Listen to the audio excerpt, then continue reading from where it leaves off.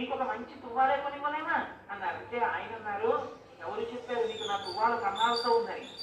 సహస్రాక్షుడే నా తువ్వాలు, ఇంద్రుణ్ణి తువ్వాలుగా తుడుచుకుంటున్నాను, అందుకే చూడండి దానికి 1000 కళ్ళు ఉంటాయి. ఇది తృప్తి. మనకి ఇది లేదన్న భావన ఉండదు, అంతా నాదే, నాది కాంతి ఉంటన్న భావనతో బతుకుతారు పెద్దలు. కాబట్టి అటువంటి తృప్తి మహేశ్వరుని సొత్తు. కాబట్టి ఇటువంటి స్వతంత్రత, ఇటువంటి శక్తి కలిగిన వాడు ఏదైనా చేయగలడు. ఇక్కడ మనకి ఒక అనుమానం, అంతా బాగుంది కానీ మనందరికీ ఎందుకంటే అలా కనపడదు. మరి మనందరికీ కూడా అలా తెలిసిపోయి హాయిగా భావన మోసం నాటిపోయింది అనుకోండి.